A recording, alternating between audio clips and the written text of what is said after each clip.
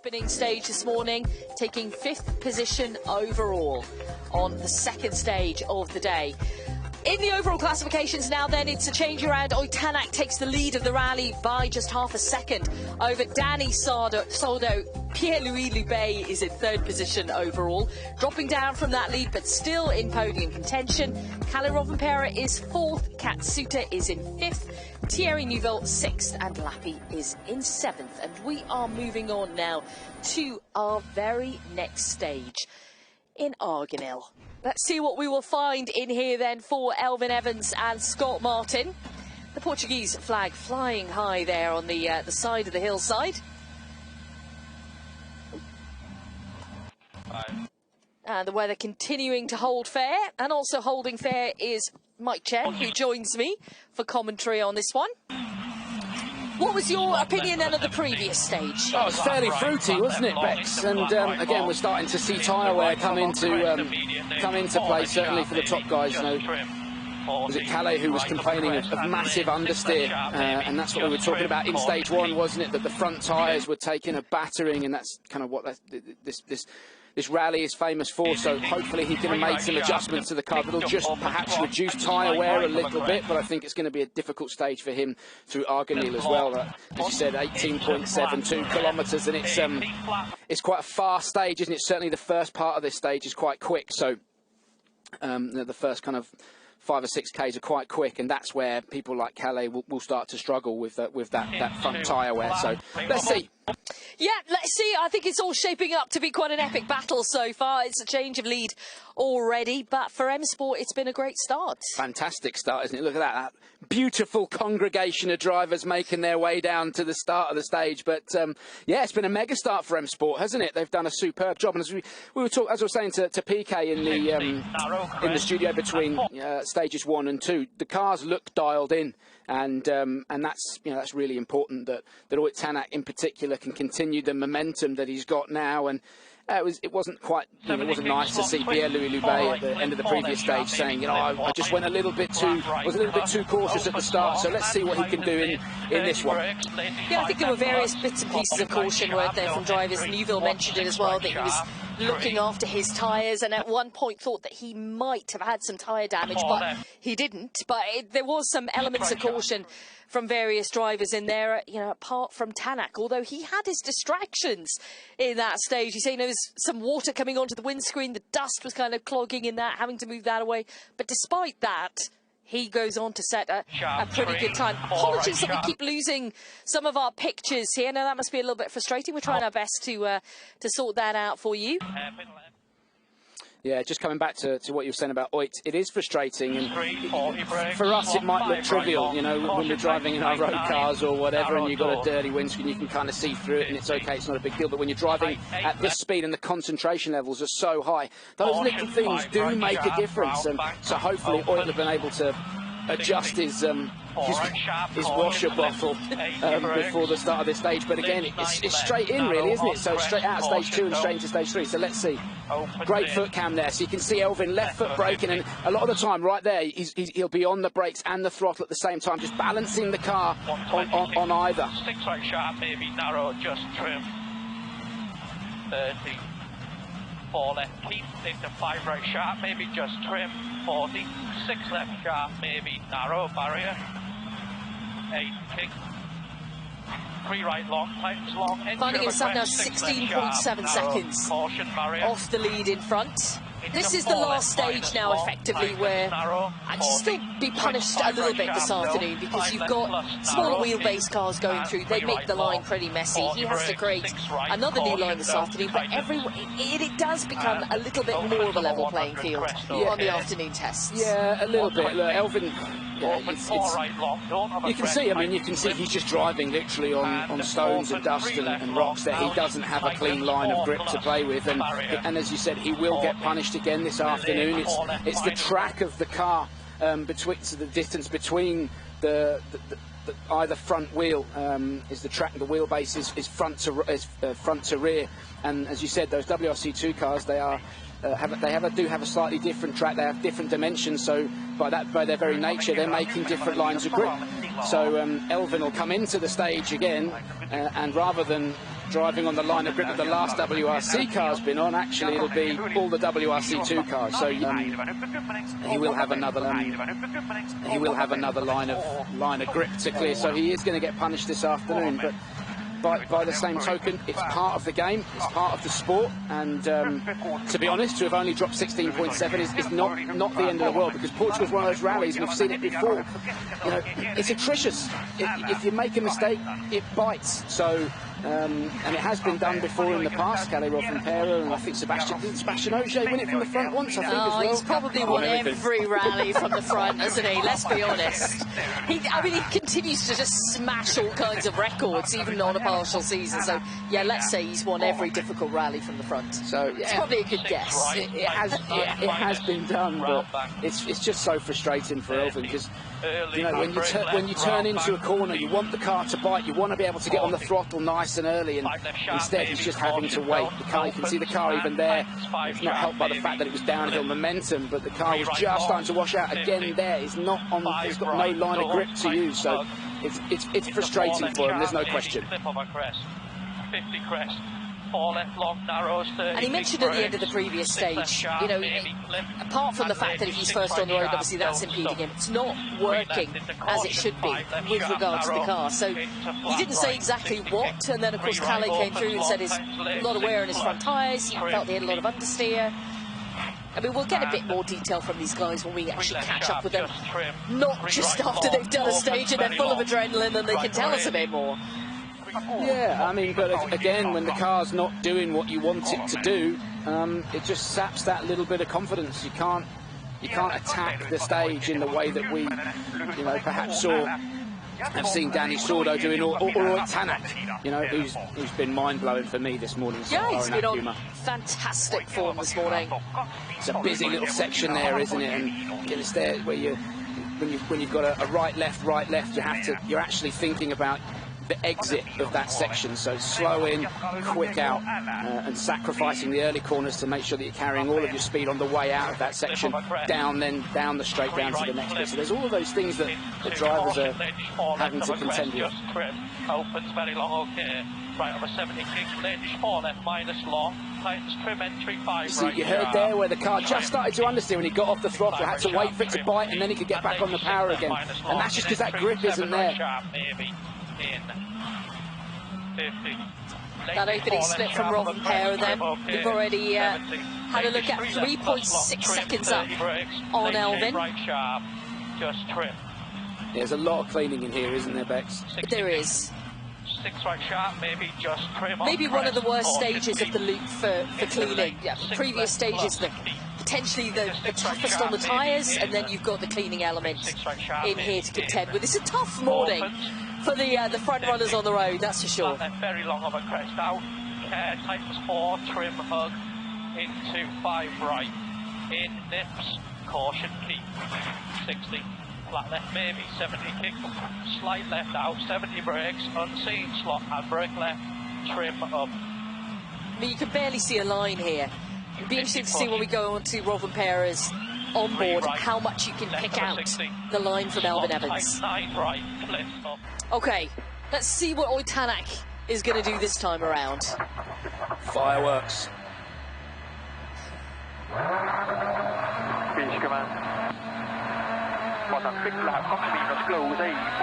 Yeah, he's had a great morning, hasn't he? It's, yeah, he's into the lead now. It was a strong start on the opener, but even better on stage 2. Yeah, he wasn't. We didn't actually see at the end of the previous stage, but he wasn't complaining massively of tyre wear. So if the tyres on that M Sport Puma are in reasonably good condition, and he's been able to look after them despite the pace he's shown in this morning's first 2 stages, then potentially he is set to extend his lead as well. He left service today with 4 softs and 1 hard tyre, so you know, he has had to manage them, and again, it's not just driver management; it's how the car's set up. You know, you can set the car up in a way that it actually, that it eats the tyres, and maybe that M Sport Puma is just working really well, and is set up in a way that is also not just working for Oit's driving style, but protecting the tyres as well. From the information I've got, he has remained with that hard compound tyre on the car on the front left, which is where we saw it on the previous stage. Yeah, I think that would make sense, particularly with the way that the pace is showing. Yeah, absolutely. It worked. Kelly just using all of the road.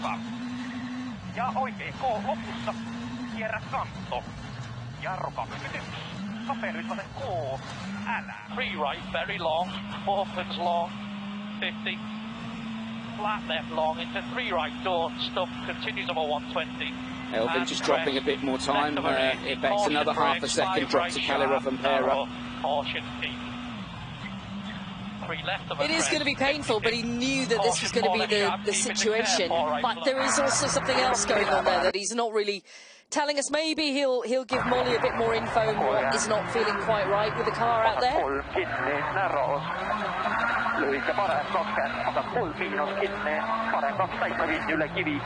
And this is, you know, it goes back to what we were saying earlier on.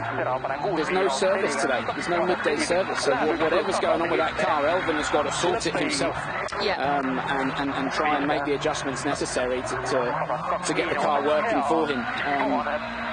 And it's why it's so important to look after the car. You can't damage suspension. You know, other rallies, you can, if you're pushing really hard, and you're particularly on the stage before the midday service, and you just damage a suspension or you bend something slightly, you know you can limp through, you can get it back to service, and the guys and girls here can jump on the car and make the repairs, but you can't do that today. So it's very basic repairs that you can be making up at the tyre fitting zone.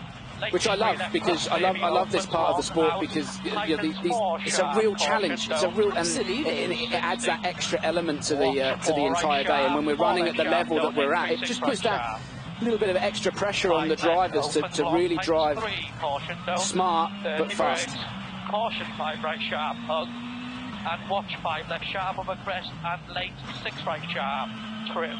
So, and it's not just the grip levels that he's got through the corner and the traction on the way out. It's also under braking. You know, the car is scrabbling over the top of, rather than there being a nice line that the tyre can bite into to get the car slowed down. It's scrabbling on the top of that gravel surface. It's just like braking in your road car on a gravel road. You know, it's more inclined to lock up, and it doesn't stop in the way that you want it to. So he's losing time into the corner, through the corner, and on the way out. Everywhere, basically. Yeah, everywhere. Could have just said that, couldn't I? That was better the way you said it, though. Says losing time everywhere. Dress it up. Make it sound sexier. Elfyn Evans then completes 11:53.4. He knew it was going to be a tough morning out there, maybe tougher than anticipated. We'll get his thoughts very shortly. Yeah, he's not going to be a happy boy, Elfyn, there's no question about that.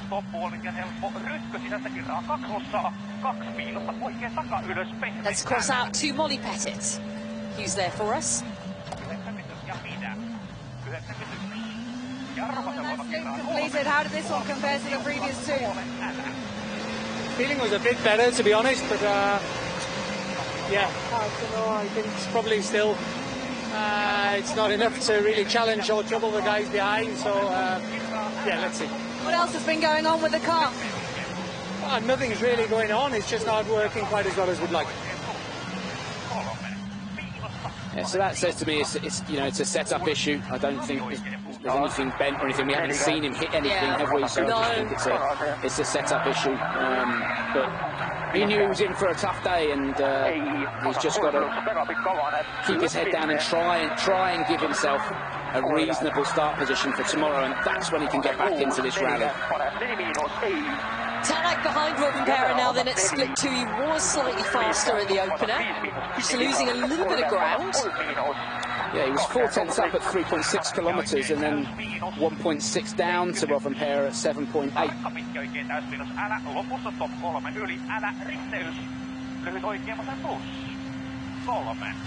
That's commitment through there. Yeah, I was just going to say, look, there is just only now he's on the brake. Yeah, that's commitment through there, particularly when the road surface is as it is, and to show. And also, you know, he was saying I was struggling with understeer in the high-speed corners. Yeah, it doesn't stop him from really pushing. Yeah, he's having a go through here, Bex. He's committed through there.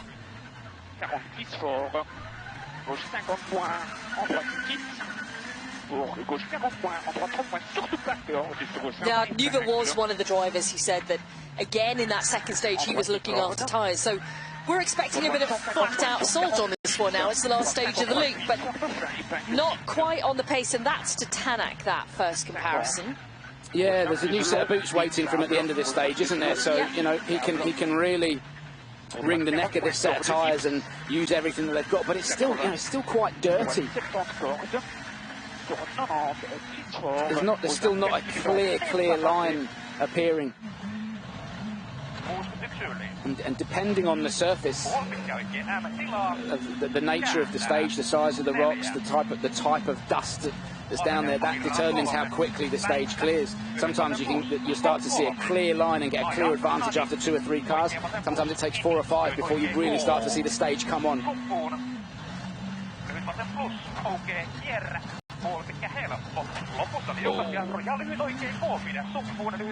He's having a dig through here, Bexy. This is impressive to watch. This is looking really, really strong for him.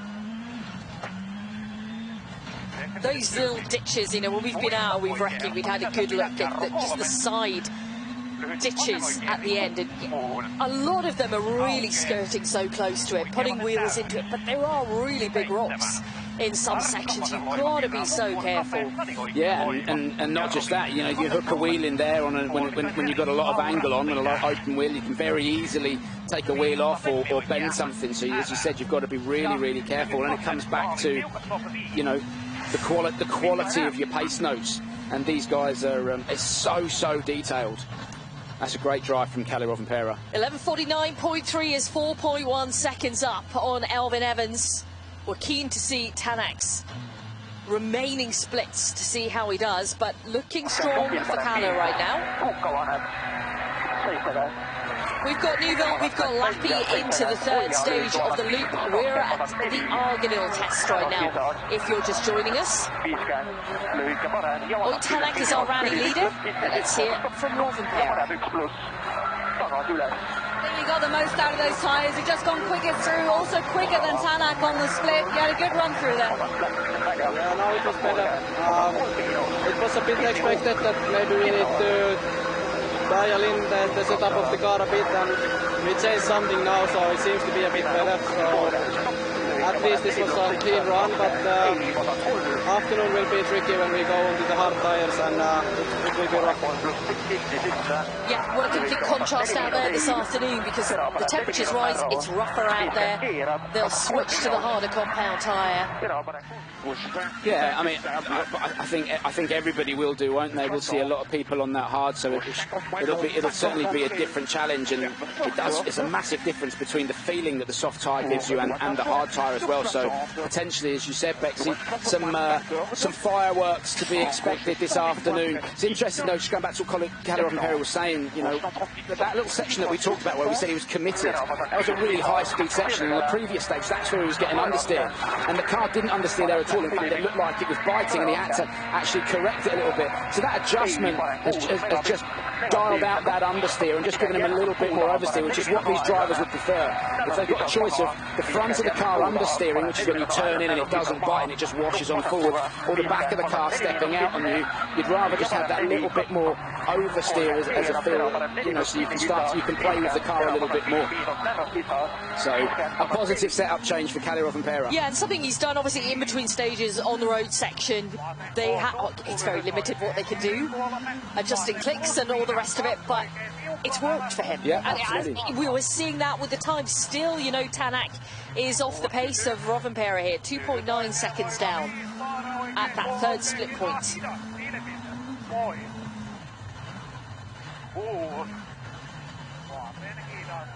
Now, we saw big gaps in time, did we, on the previous one? Tanak was just right out in front, really taking the seconds out of everyone else, and he kind of questioning whether there are problems further down the line for people, but it's not. It's just that he was on absolute form, but he may well have to sit this one out to Rovanperä. See how the final sector goes.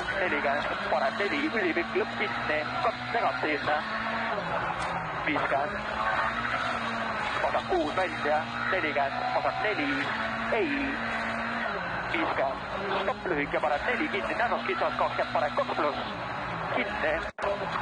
Oodab 3 pluss lopsi, avaneb 5 väga pikk, lõpp kinni sisse, stopp 30 paneb 3 miinus kinni. 20 paneb, läheb 2 pluss. Voigt again just using all of the road and like the others. He doesn't need to tyre save anymore. He can wring the neck of that Puma through here and see what he can get out of it. And I don't necessarily, I don't necessarily think that Voigt's going slow or has lost time. I just think that Kalle has dialed that Toyota in and is starting to make it work for him. Let's see what Danny Sordo can do a little bit later on in the stage. You know, he's got something to fight for, hasn't he? Half a second behind. Yeah, clock's just run on here.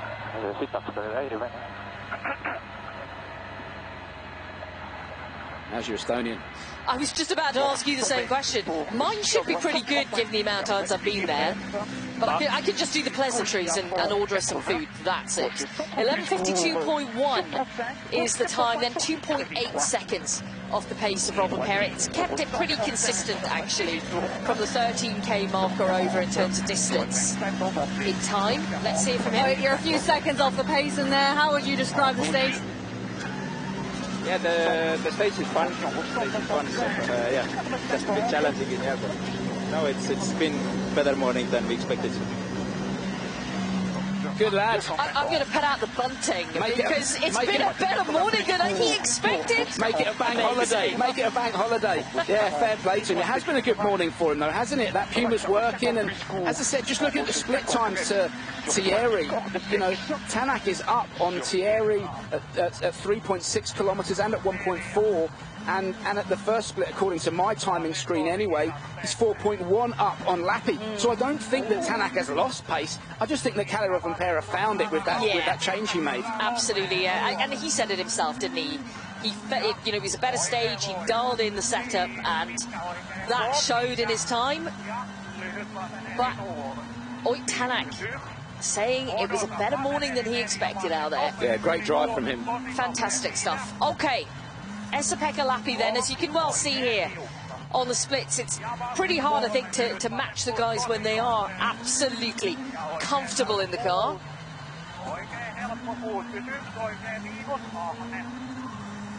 Neuville is going to be our next to complete. 4.7 seconds away from Rovanperä's pace, up at 13 Ks. Yeah, he struggled a little bit with that Hyundai this morning, and we saw on stage 1 he was tyre saving, and then on stage 2 he had that vibration on the rear left, and thought there was a bit of a delamination. So yeah, it's not just about how you drive the car, which of course is a massive factor. It's also about how the thing is set up to look after the tyres, or whether or not it's set up in a way that's slightly more aggressive on the tyre. And it just hasn't come together for Thierry this morning, has it? Not seemingly so, but it could be all change out there this afternoon. I'm sure it will be. So stay with us on WRC All Live. Beautiful. That was good, wasn't it? I'm thinking about going into commercials, mate. Don't. Okay. Rethink that.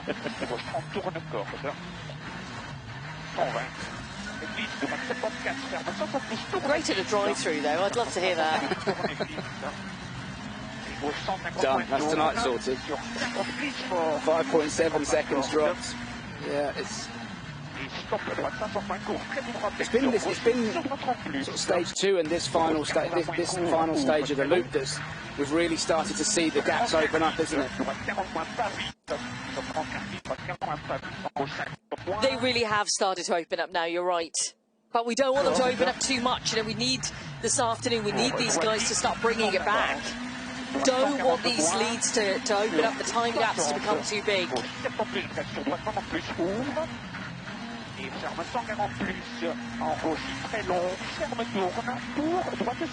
The nice, the nice thing about this stage, though, Bex, is the grip levels are reasonably consistent. You know, we saw on the opening stage this morning, Lusa, that we saw lots of surface changes, whereas here in Arganil from start to finish, it's a fairly consistent stage surface. So once you start to get a feel of what the car's doing underneath you, you can then start to rely on that. You know, you haven't got those the surface changes that we saw this morning, but Thierry Neuville dropping 6.6 seconds. We'll hear from him very shortly, and we'll bring you some news, hopefully, on Taka in a few moments.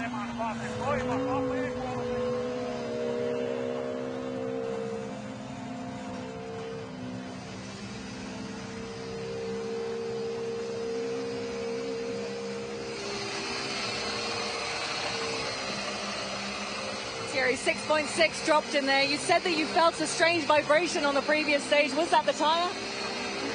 I don't know, but another good stage for us, to be honest. Feeling is good. We can't do more, to be honest.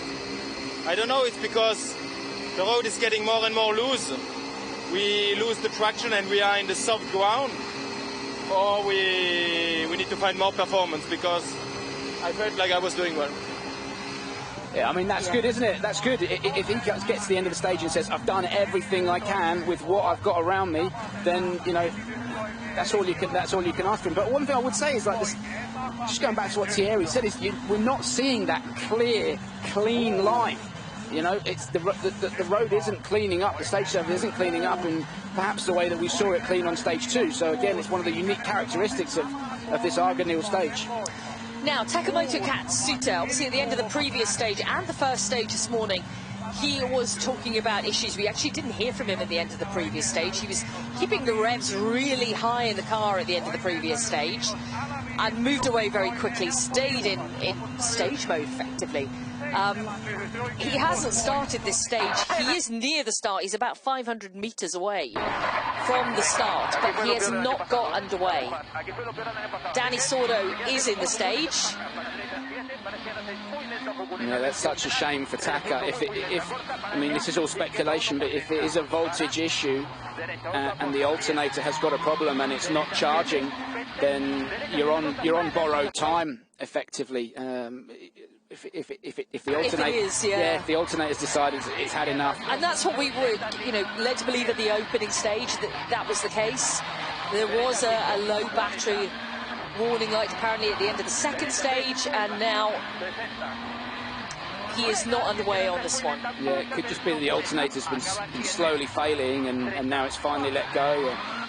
Hopefully they can. Hopefully it's not that. It could be that the alternator's fine. It could be a sensor or something else. But you know, fingers crossed they can get that car going, because it'd be nice to see Taka get into the stage, get through the day. Sepeka. That's like a confidence thing, isn't it? Because you heard the revs suddenly. He was on the brakes and the revs came back, and then he got back on the brakes again. You know, so he'd gone into that left-hander, just braking a little bit early, and then was actually carry a bit more speed into here. And it's that is normally like a confidence thing, and trying to get the car stopped at 15.7 seconds dropped. I mean, that's a phenomenal amount of time. 13.1 at 16.52 kilometres. So he's just been consistently losing time throughout the stage. This will be frustrating for Sepeka Lappi. Very. We'll keep you updated on Taka and whether he gets underway or not. More info as we get it.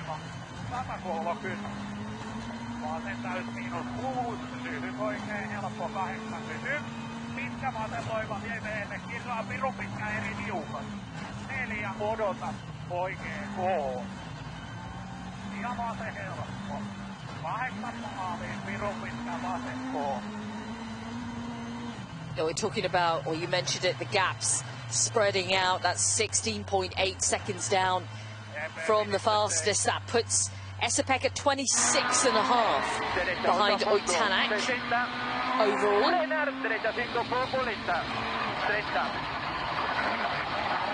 Danny Sordo very much into the stage here. The two hard compound tyres on for the Goish stage. Up close and personal with EP's tyres there. Quite a bit of wear on that front. Let's hear from him.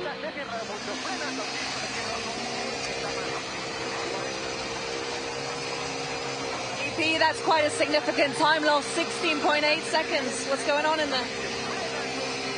To be honest, I don't know. Well, I'm quite surprised. I thought it was fine. You had a good feeling? Yeah, for sure. You know, the tire choice was a bit of a mistake from my side. You know, but yeah, I thought I did a good stage. Yeah, what he's referring to there is he hasn't taken any hard compound tyres within his package this morning. Teammate Danny Sordo has. He was the only driver actually to take 2. He had them both on the front of the car for the previous stage. You can definitely see he's got 1 on the front. I'm guessing he has both of them on the front again. But difficult to lose that amount of time.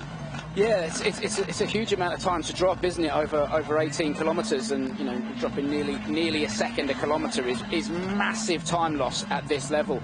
And the frustrating thing for Esapeka will be, I actually thought it was okay, and it was similar to what Thierry said. Was I'm a little bit surprised by that. I thought that it was okay. The car felt good, so you know, we're just starting to see those differences in pace between the Toyota, potentially the Puma, and the Hyundai. So hopefully Thierry and Esapeka will either, you know, it might be that they jump into the car and the hard tyre starts to work for them, but whatever it is that they can do to just dial the car in a little bit better and just extract that little bit more performance out of it, because we know that when that Hyundai is right, it's properly quick. Yep.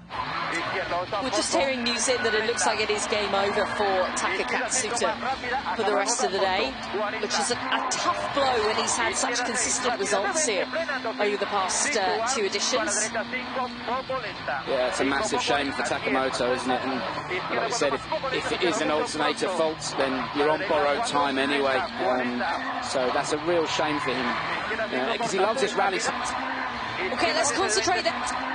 Okay, let's concentrate then on Danny Sordo and his bid to keep very much in the mix with all the guys out there. He's had a good morning, and I think half a second off the lead right now to be going into Arganil in that kind of position. It's not bad. No, not at all. It's been a good morning for Danny, hasn't it? He was quick on stage 1 and again in stage 2, and as you said, bolted those 2 hard tyres on and went second quickest. So it was a good drive for him. And when you get the feeling that the car is doing what you want, that's when you can start to push. And we saw that on the previous stage. But we've seen Kalirov and Pera really up the tempo in this final stage of the morning, Luke. These are these sort of uphill hairpins where I was saying earlier, you've got to be really careful not to stall the car on the way out, not to let the revs drop too much, but at the same time you don't want to bury the throttle so much that you just sat there with all the wheels spinning and you're not getting the traction that you need to get up the hill. So yeah, look at the fans. I love the structure that was over on the right-hand side there, all the flags on it. That was amazing. Yeah, pushed right up against the monkey nets there. That's great, keeping them safe and sound. Yeah, that's a Mikko Hirvonen word, I'll tell you later. Well, I look forward to hearing that. I've heard many words from him over the years, none broadcastable, so let's see if yours is. We've got Sordo, we've got Lube, Solberg and Mikkelsen all within this stage. Let's take a look at WRC2. Oliver Solberg is first on the road for the category. Good previous stage for him. He's in second position overall in WRC2, 3.9 seconds adrift of Adrian Formo. And there's a big filthy rock on the apex of that previous corner, and Oliver had to just go around it.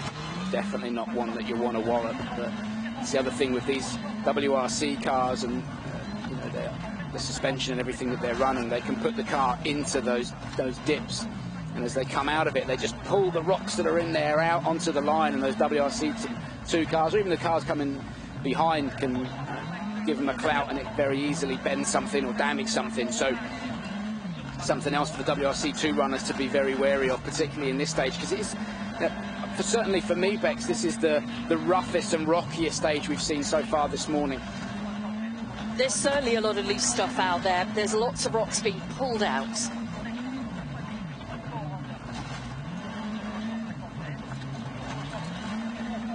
Ploughing in certain sections in corners here, where it gets really narrow.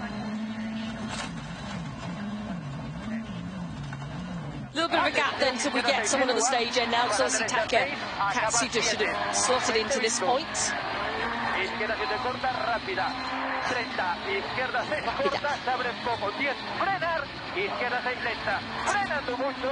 Looking at him, those splits are two, obviously, to Kalle Rovanperä, who was our fastest driver through.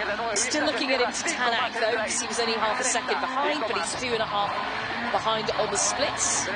It's going to be close, this Bex, because Rovanperä is going to really make some gains on this stage. Yeah, I mean, it was the difference between the two of them coming into stage between Sordo and Rovanperä was 5.3 seconds already. At the split times, we can see that Rovanperä has effectively jumped ahead of Sordo. So, yeah, Rovanperä has really up the tempo, hasn't he?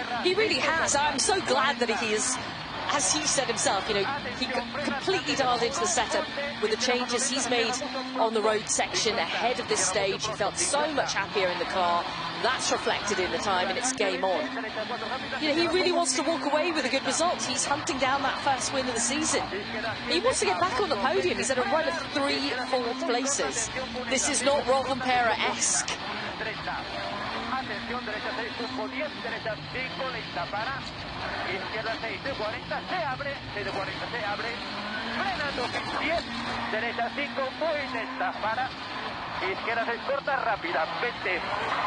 Just looking at those previous times, split times, Sordo and Neuville, both from the Hyundai, were both exactly 5.7 seconds down at that point in the stage.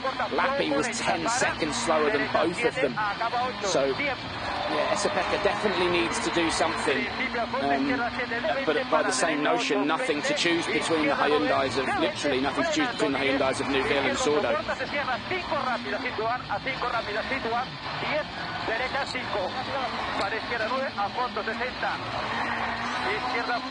Sideways going through the yellow boards there, and he does complete. 3 stages done this morning then for the majority of our crews now. It's not popped up on my timing screen. No, not yet. The clock just run on a little there. It'll filter through. Keep us in suspense. Patience, Jenny. 11:55.2. That's 5.9 seconds slower than Rovanperä, which means Sordo drops behind Rovanperä overall. 0.6 is the difference. Still pretty close, 3.6 off the lead. Danny, that's 3.1 seconds off Tanak's fastest time through here. I think with the hard tire was not working very well. It was a lot of loose, and I didn't have a lot of traction, but anyway, it was nice. I enjoyed a lot of the stage. He's enjoying himself out there this morning. Yeah, keen to know the times. He's still very much in touch with the lead. He's only 3.6 seconds behind it. Yeah, he's obviously got a good feeling, but maybe the 2 hard compounds on the front weren't perfect for this stage because, as you said, so much loose. Yeah, I mean, we're not. It's filthy out there. He's starting to see some ruts appearing as well. But just going back to what you're saying about Danny, yes, he's 0.6. He's now 0.6 behind Kalle Rovanperä, who's moved up to 2nd place and 3.6 off the lead. But the difference being, this afternoon when we start to see the hard tyre being used, Pierre-Louis Loubet just running very wide there. Is that Danny's got the experience now of running the hard tyre on the front of the car, so he'll know kind of what that feeling's like. It won't take Kalle or Reuter or any of the others too long to dial into that feeling, but Danny's already got that. Yeah, that's a very good point.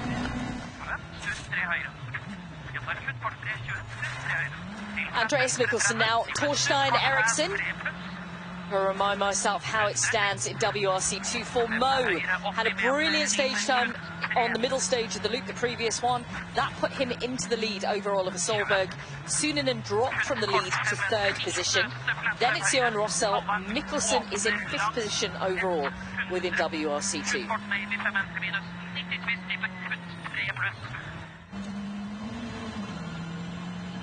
Oliver's a bit of dust in that car, Bex. It was, yeah, he mentioned that at the end of the previous one. It's going to be so distracting. Okay, for Oliver, yes, there's a bit of a haze, but for Elliott, if there's dust getting into his mouth when he's calling notes, it's not good.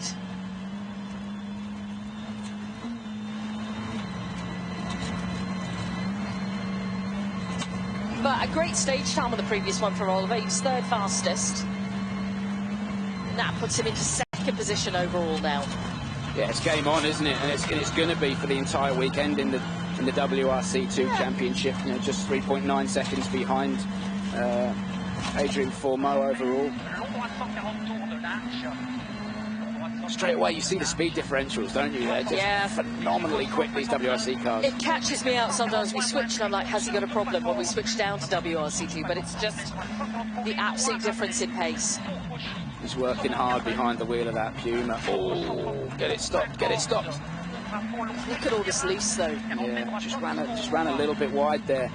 And you can see he just turned in off the apex. He just needs to regain his composure here and get this neat and tidy to the end of the stage. But yeah, it's a little bit ragged.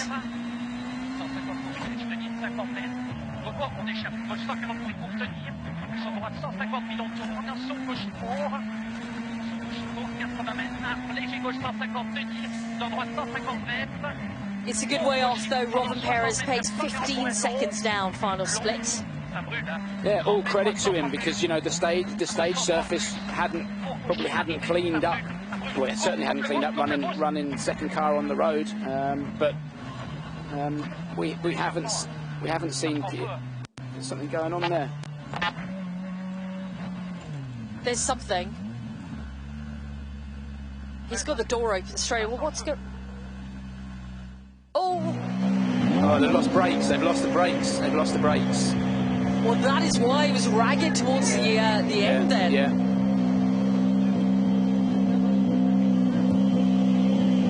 Or is this something? Hold on. Extinguisher, he's shouting. Yeah, they've got a small fire potentially, have they? Possibly. It could be that. Yeah, he's going for the extinguisher. Yeah, it could be the fact they haven't pulled the bonnet up. I think it's on a front disc, perhaps. Get the camera around to the other side. Yeah, the brakes. So he's lost brakes. The brakes. I think this is preventative. Yeah. No, maybe it's not. Maybe it isn't. It's actually, not brakes. No. Maybe he's just pulled. He's got the. It's been intelligent. Fair play. Been intelligent. Got the car away from the stop line and away from all the people, and then attended it. So fair play, boys. That's smart.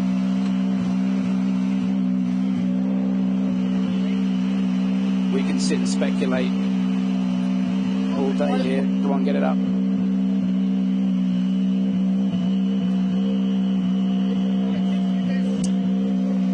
I think maybe He's frustrated. He's an angry boy, isn't he?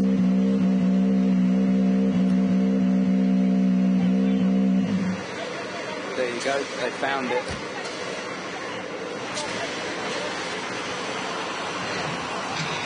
so they could was the absolute panic when it was the absolute panic when they got down to the stop control, but they did exactly the right thing, moving away from everyone, getting the extinguishers out.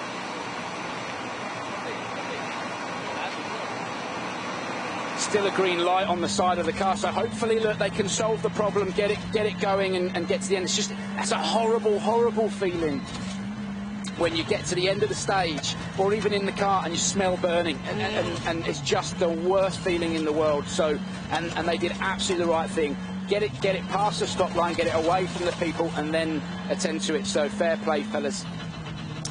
Yeah, we've, very recently in Japan saw, a burning car with Danny Sword. It's the worst thing in the world, and it happens so quickly.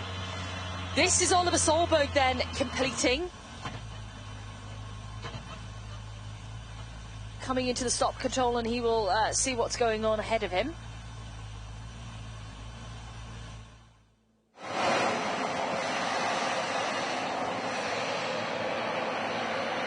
But it seems panic over now.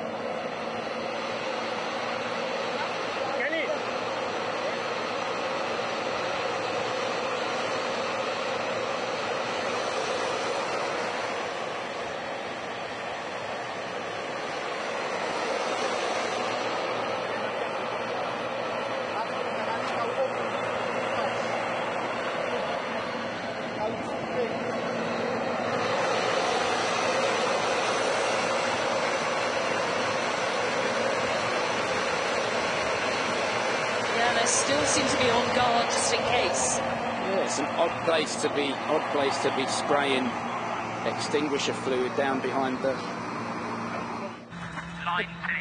rear light cluster. But he immediately put something straight on the back of the exhaust. That was obviously his thinking. There was, you know, the hot exhaust. I don't know. Yeah, we can sit and speculate. Yeah, we can. We haven't seen it, so it's just frustrating for Pierre-Louis Loubet and the M Sport guys. But as I said, fair play for getting it out of the way and getting it sorted. So far as we can tell, that car is safe now, so that's great.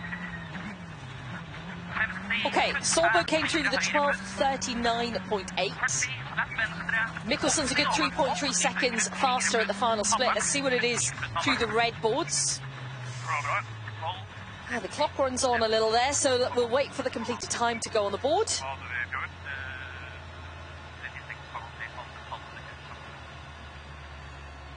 Let's have a look at what it is. Oliver's had a great morning, hasn't he? Yeah, he's gone 4 seconds quicker. Is that right? 12:35.8 for Mikkelsen, yeah, 4 seconds faster than Oliver. Switching back into the car of Gus Greensmith, he was slightly off the pace of Mikkelsen at the first split, but he's now 8.9 down at the midpoint. He was really struggling for grip in the previous one, and he's, I don't know where anyone else is saying this, but I just can't find grip anywhere. Yeah, he was fairly vocal at the end of the stage, going, I've got no grip at all, and we actually saw it.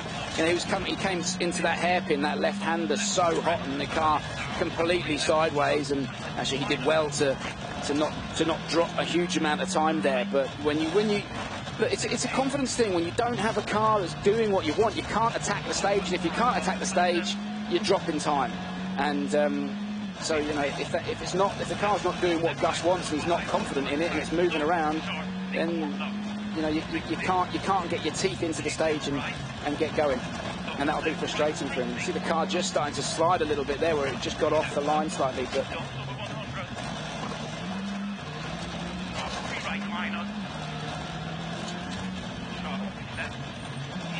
that's looking like Mikkelsen's stage, to be honest, because there are a few people who are faster at the opening split over him, but then they're just losing momentum. Mo is only a tenth of a second behind at the second split point. Yeah, he said he was happy with what the car was doing, didn't he, at the end of the previous stage. So let's see what Adrian can do through here, this final stage of the morning loop. And Gus will be frustrated with this, Bex, because it's not indicative of his pace, and I know he had a really, really good pre-event test. It all came together, so this will be frustrating him.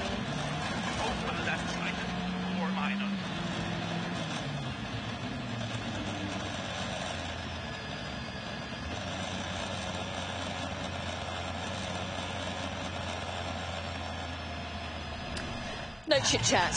He knows there's nothing to be said. He knows he's dropped time, and he'll just be frustrated.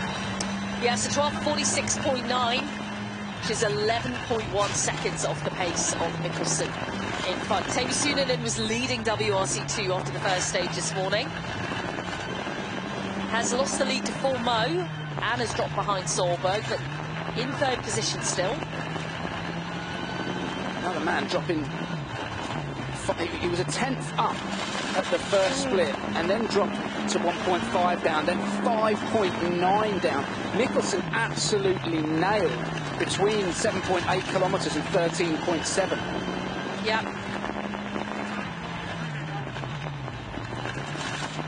Well, we're seeing the same from both Mo and Grice, and they were quicker at the opening split point, then dropped time. Waiting to see Mo's next split, to see if he can increase his pace to Mikkelsen.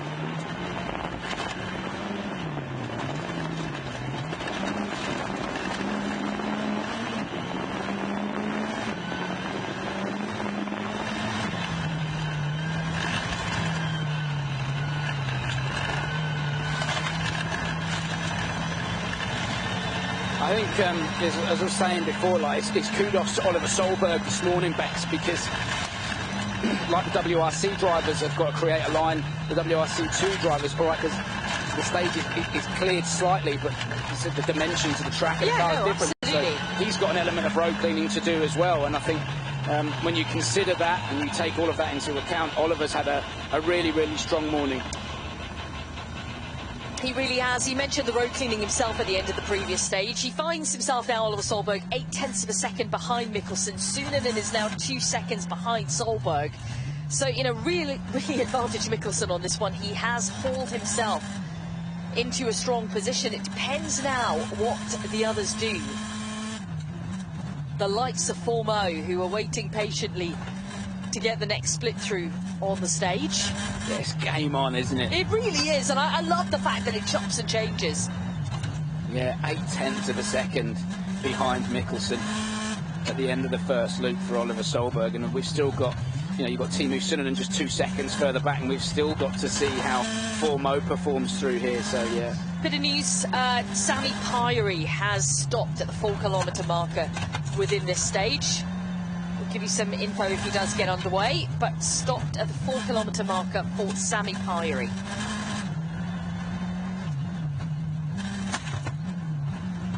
So, times through so far within WRC2. Mikkelsen with a 12:35.8, Greensmith 12:46.9, and a 12:41.7 for Sunanen. Solberg was 12:39.8. Formeau slower by 1.8 for Mikkelsen, third split point.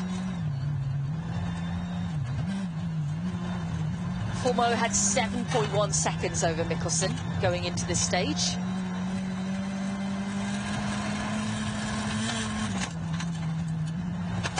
I think PK mentioned it in the previous one, you know, Johan Rossell with 2 wins under his belt so far this season, the championship lead in WRC2. He doesn't really have to hang it off the doors here to get a great result. Just getting points on the board is going to be important. Yeah, and you know, let's see what he can do. The thing is, we're going to start to see other drivers coming in later on in the year, aren't we? But Johan's got to, yeah, he's got to drive smart this weekend, and there's that pressure on his shoulders as well. Of course, always. And it's pretty dusty inside that car. We went on board with him. The top of his black helmet was looking a little bit brown. Oh, a very hot. That's a bit of me. That's a bit of me. A bit of a hot turbo. Yeah, that's a great shot. Yeah, it just goes to show, I mean, how hot the turbochargers get in these cars. You know, that it's literally glowing bright red, orange, yellow, all the hot colours. Yeah, and the thing, and they develop so much heat very, very, very quickly. So it's phenomenal. And the other thing that we don't really talk about is the heat packaging that goes into these cars. You know, we saw it earlier with Pierre-Louis Louvet. Got to the end of the stage, you know. But there's so much heat that needs to be protected inside these cars. So, yeah, that's a bit of me, that one, Bexy, a glowing hot turbocharger. Oh dear, what a dull life I lead.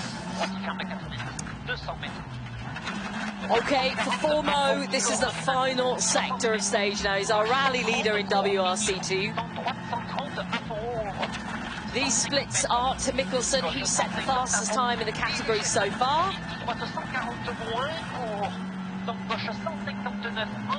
See if he can... I don't think he's going to extend his lead here, but he should hold it.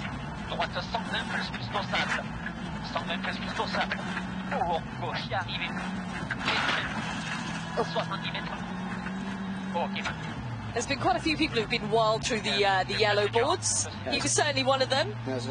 From Adrian. It's a good time. He's exactly 1 second slower than Mikkelsen, so it means it's 6.1 seconds. The advantage. Formeau continues to hold the lead within WRC2. Yeah, that was a great drive.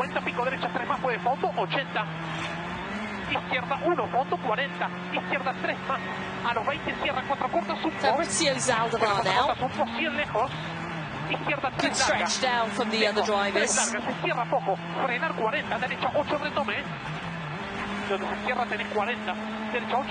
you just see the dust that just gets drawn into the cars. Yeah. That was nice and neat and tidy through that right-hander. Yeah, that's fairly grim in there, isn't it, Bexy?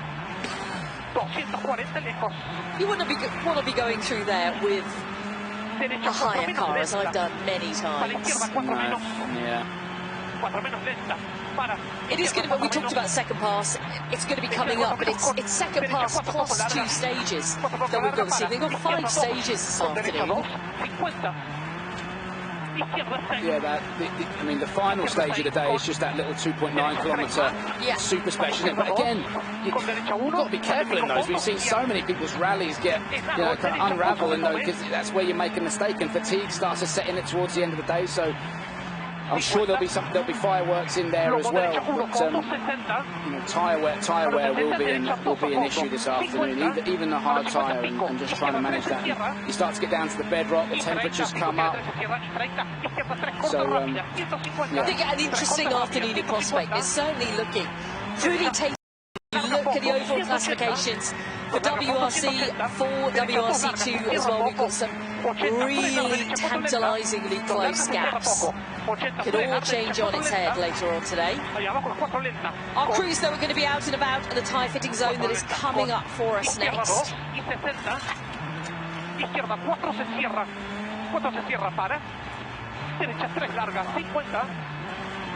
Izquierda 3, corta Zumbo, y 40, 3 corta Zumbo, y 40, izquierda 3, a los 40, cierra 4 menos lenta, para derecha 6, a los 40 es lenta, para derecha 6, 50, izquierda 1 larga. I think for Zaldivar, crucially, as with many other drivers who are competing here this weekend, it's getting the all-important kilometres under his belt. He's still learning his trade. It's a brilliant pace from him.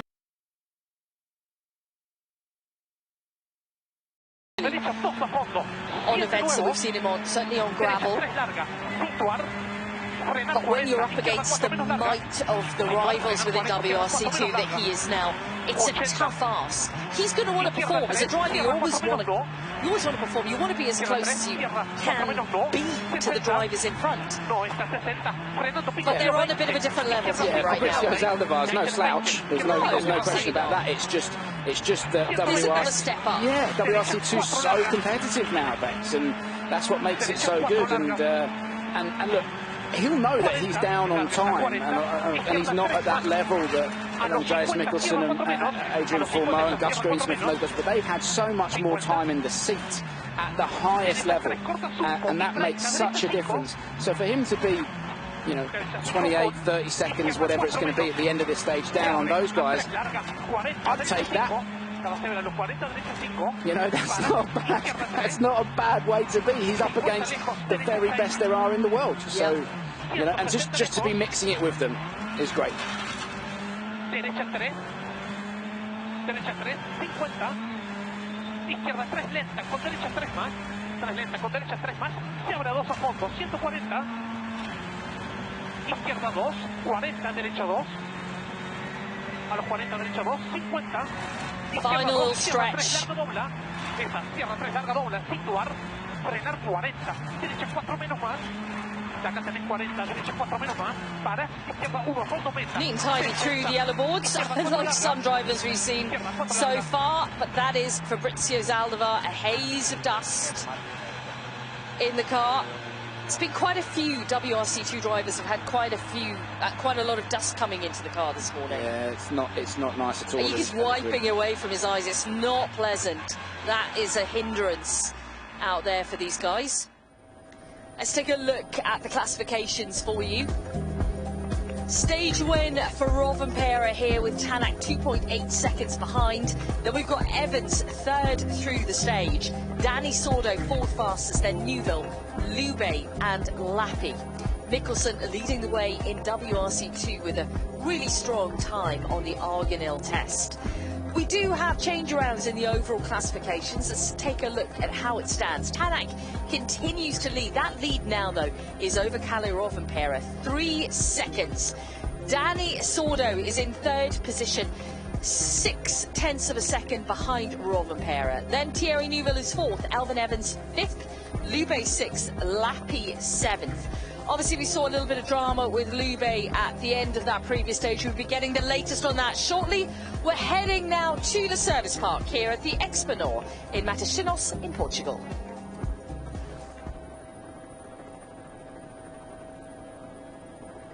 Yeah, thanks, Bex.